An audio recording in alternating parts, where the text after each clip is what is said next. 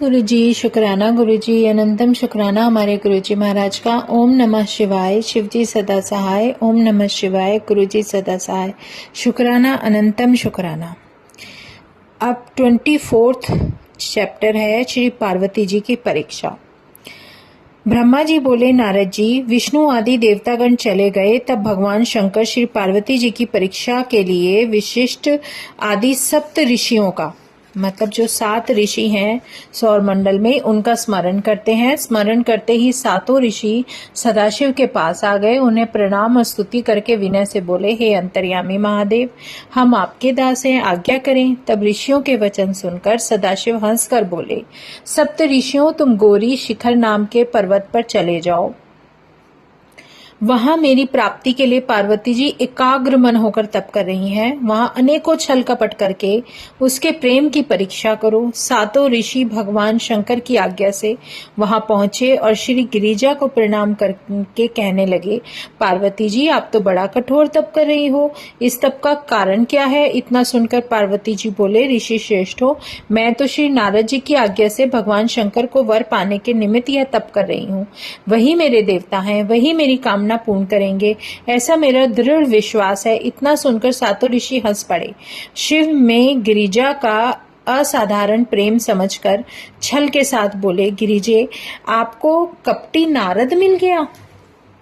भला उसके चरित्र को तुम कैसे निष्काम कुमारियां क्या जान सकती हो? नारद ने तो अनेकों को मरवा दिया, बहुतों के घर बर्बाद करवा दिए। दक्ष के 10,000 पुत्रों ने परिश्रम किया और नारायण सरोवर पर पिता की आज्ञा से तप करने गए। वहां पर भी यही महात्मा पहुंच गए और उन्हें ऐसा उपदेश दिया जिससे वह सबके सब घर ही ना लौटे। दक्ष ने फिर 10,000 पुत्र उत्पन्न करके भेजे, उनको भी बहका दिया। विद्याधर चित्रकेतु को इस प्रकार का उपदेश दिया जिससे उसका घर फिर बसा ही नहीं। इस प्रकार से बहुतों को वैराग्य ज्ञान समझा समझाकर चौपट कर डाला। उसी नारद की बातों में अब तुम भी आ गई हो। गिरिजे, थोड़ा विचार करो, देखो उनके बहकाने से तुम पति किस प्रकार का चाहती हो, जो महान निर्लज्ज, अमंगल रूप, काम का शत्रु, निर्विकारी, उदासीन, कुलहीन, भूत प्रेतों के मध्य में रहने वाला नग्न व्यक्ति है। भला इस प्रकार का पति पाकर तुम्हें कौन सा सुख मिलेगा? इसी शिव ने परम गुणवती सुंदर दक्ष पुत्री सती के साथ विवाह किया। इसी विचारी को इसने कौन सा सुख दिया? आखिर पिता के घर जाकर इसी दुख के कारण उसने अपना शरीर जला दिया। गिरिजे, इन्हीं बातों का विचार करके तुम इस हट को छोड़ो और तप छोड़कर घर चले जाओ। हम तुम्हारा बैकुंठ के स्वामी लक्ष्मी के पति सर्व सुंदर विष्णु भगवान के साथ विवाह करा देंगे, जिससे तुम सुखी हो जाओगी। ब्रह्मा जी बोले, नारद जी, जब इस प्रकार से मुनियों ने कहा तब हंसकर पार्वती जी उनसे कहने लगी, मुनीश्वर गण, आप जो कुछ कह रहे हैं सत्य है, परंतु मैं अपना दृढ़ विश्वास को नहीं त्याग सकती।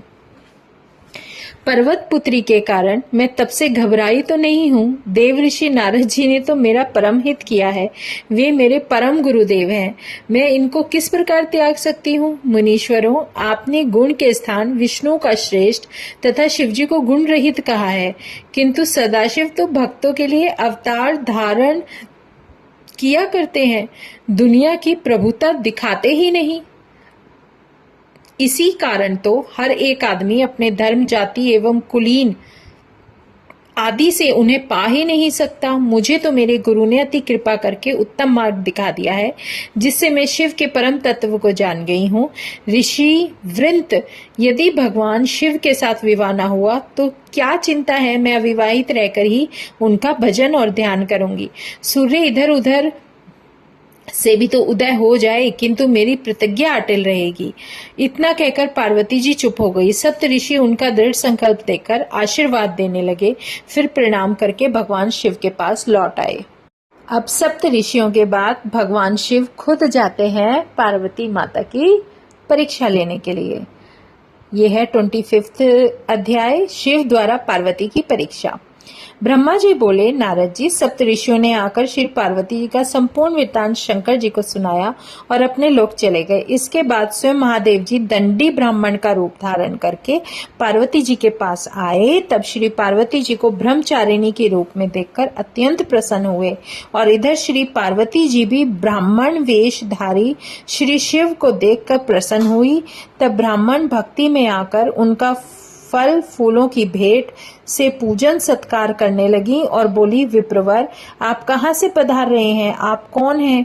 यह कहकर ब्राह्मण बोला, तपस्विनी, मैं एक तपस्वी हूँ, जहाँ कहीं अपनी इच्छा अनुसार घूमा करता हूँ। देवी, आप कौन हैं? किसकी कन्या एवं तप किस लिए कर रही हैं? इतना सुनकर श्री पार्वती जी बोली, हे ब्राह्मण देवता, मैं हिमालय की कन्या हूँ। कामदेव को भस्म करके शिव मुझे त्याग कर कहीं चले गए।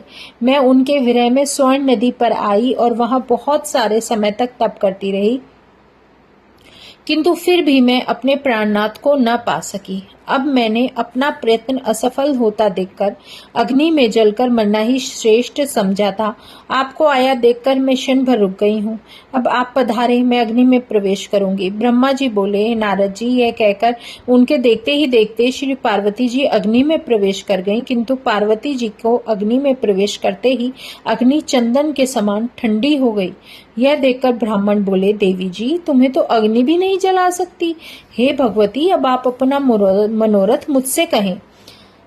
अब है 26th पॉइंट, जिसमें है शिव पार्वती संवाद।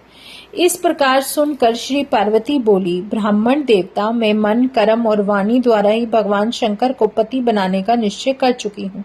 मैं जानती हूँ यह कठिन है, फिर भी मेरा उत्साह भंग नहीं हुआ। अभी तक तप करने में मेरा मन जुड़ा रहा। इतना सुनकर ब्राह्मण बोले, देवी जी, तुम भी श्री महादेव जी को चाहती हो और उन्हें गुरु कृपा द्वारा मैं भली प्रकार जानता हूँ। मैं बैल पर चढ़ने वाले वृषभ ध्वज हैं, भस्म जटाधारी हैं, भूत पिशाचों के मध्य में रहते हैं। इस प्रकार से महादेव जी को ना मालूम क्यों तुम अपना पति बनाना चाहती हो? क्या विचार भी किया है कि नहीं? ना मालूम तुम्हारी समझ कहाँ चली गई है। इससे पहले दक्ष कन्या ने भी प्रारब्धवश शिव को ही पति बनाया था।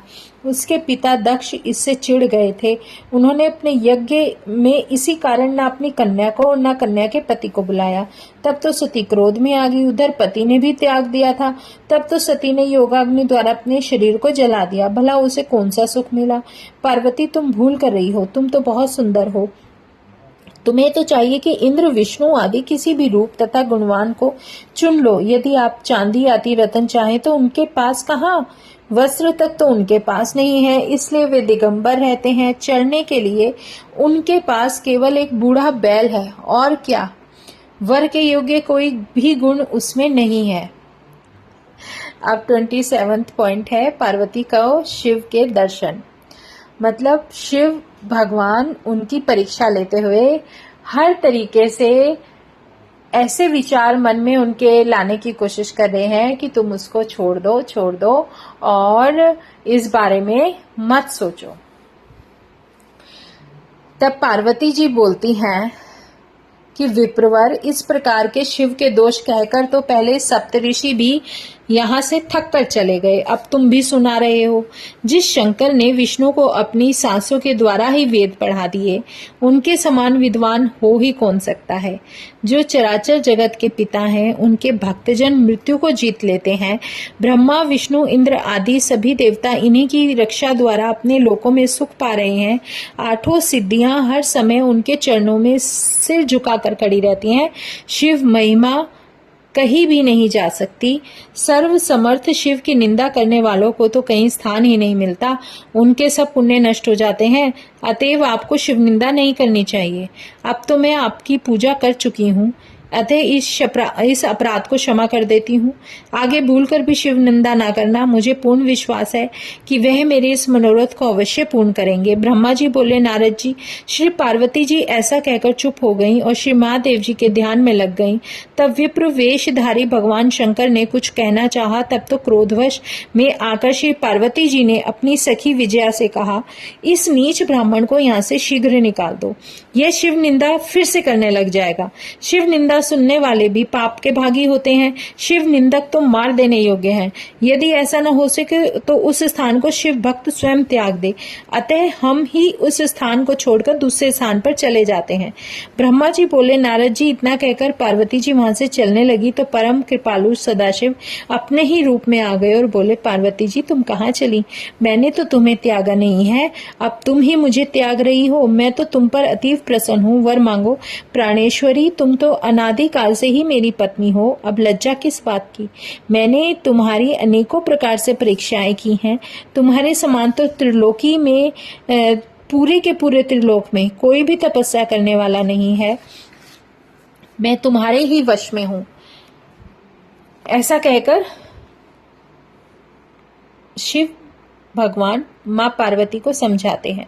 अब 28 चैप्टर है शिव पार्वती संवाद। अब उन दोनों की बातचीत का विवरण दिया जा रहा है। प्रसन्न होकर गिरिजा बोली, प्राणनाथ, क्या आपने मुझे भुला दिया? अब यदि आप प्रसन्न हैं तो मेरी पति बनने की कृपा करें। अब मैं पिता के पास जाकर यह प्रसन्नता का वृतांत सुनाई देती हूँ।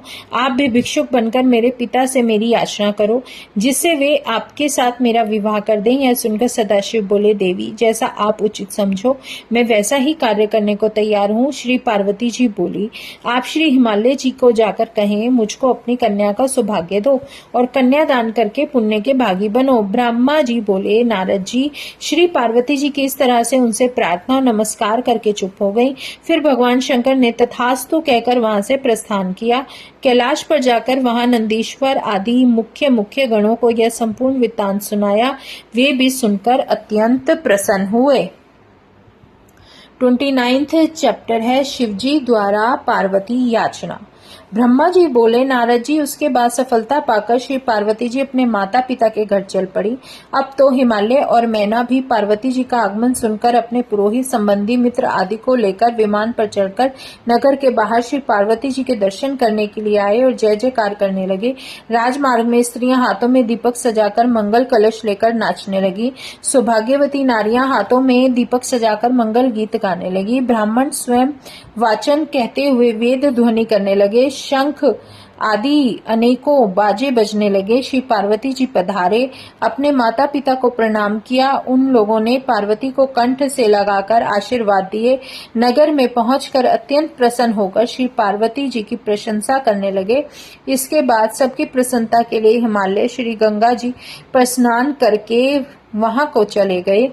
उसी समय भगवान शंकर नट का रूप धारण करके डमरू आदि बजाते हुए नाचते हुए मैना के समीप आकर नाचने लगे और शिव डमरू की सुंदर ध्वनि करने लगे, जिसे देखकर सुनकर सब लोग नगर के निवासी और मैना मोहित हो गए। पार्वती जी भी उनका त्रिशूल आदि चिन्ह देखकर अपनी सुध-बुध भूल गई। तब मैना स्वर्ण पात्र में रतन आदि लेकर उन्हें भिक्षा देने लगी। भिक्षुक रुद्रदेव यह देखकर बोले, यदि आप प्रसन्न हो गई हैं तो अपनी कन्या का मुझे दान कर दो। ऐसा कहकर वो नृत्य करने लगे। इतना सुनकर मैना क्रोध में आ गई, उन्हें बाहर निकालने के लिए तत्पर हो गई। तब तक हिमालय भी गंगा स्नान करके लौटे। अपने आंगन में भिक्षुक को देखकर मैना से सारा वृत्तांत भी सुना दिया। तब तो हिमालय भी क्रोध करके नौकरों से बोले, इस नट को शीघ्र ही बाहर निकाल दो। नौकरों के ने अग्नि के समान तेजस्वी देखा, सदाशिव को छू भी ना सके। सदाशिव ने अपने तेज से विष्णु आदि स्वरूप दिखाए। उन्हें देखकर हिमालय भी अत्यंत आश्चर्य में आ गए। फिर भगवान रुद्र ने भी पार्वती जी के साथ हिमालय को अपना अद्भुत रूप दिखलाया। फिर पार्वती जी की याचना करने लगे, किंतु शिव माया से मोहित होकर हिमालय उनके वचन नहीं माने। तब तो भगवान शंकर अंतर्ध्यान हो गए। इसके बाद ही मैना और हिमालय को समझ आई, अरे ये तो स्वयं शिव भगवान थे और स्वयं पधार कर कन्या की भिक्षा मांगने आए थे और हमने क्या कर दिया, सदाशिव को विमुख ही लौटा दिया। अब है 30वां अध्याय शिव माया वर्णन। ब्रह्मा जी बोले, नारद जी, श्री पार्वती जी की सदाशिव में काम रहित भक्ति देखकर इंद्र आदि देवता विचार करने लगे, हिमालय अपनी कन्या का दान करके तो दुर्लभ मोक्ष प्राप्त कर लेगा और पृथ्वी का त्याग कर देगा। तब तो पृथ्वी रत्नों से खाली हो जाएगी, हिमालय तो दिव्य रूप होकर शिवलोकगामी होगा। इस प्रकार आपस में विचार करते करते सब देवता गुरु बृहस्पति के पास गए।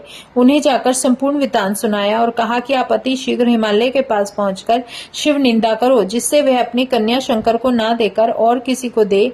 इस प्रकार सुनकर बृहस्पति जी शिव का स्मरण करके कहने लगे, देवताओं, तुम लोग बहुत स्वार्थी हो, अपने स्वार्थ में आकर मुझसे शिव निंदा कराते हो। तुम स्वयं क्यों नहीं पहुंच जाते, जिससे तुम्हारे मनोरथ सिद्ध हो जाए। सप्त ऋषि अथवा ब्रह्मा जी के पास जाकर अपना दुख सुनाओ, वे ही तुम्हारे संकट काटेंगे। ब्रह्मा जी बोले, नारद जी, जब सारे देवता मेरे पास आ गए और मुझे सारा वृत्तांत सुनाया, तब मैंने कहा, हे देवताओं, मैं भगवान शंकर की निंदा नहीं करूंगा। तुम स्वयं भगवान शिव के पास पहुंचकर उन्हें प्रसन्न करो, वे स्वयं अपनी निंदा जाकर अपने आप करेंगे। तब ब्रह्मा जी बोले, इस प्रकार मेरे कथन को सुनकर देवता कैलाश पर पहुंचे।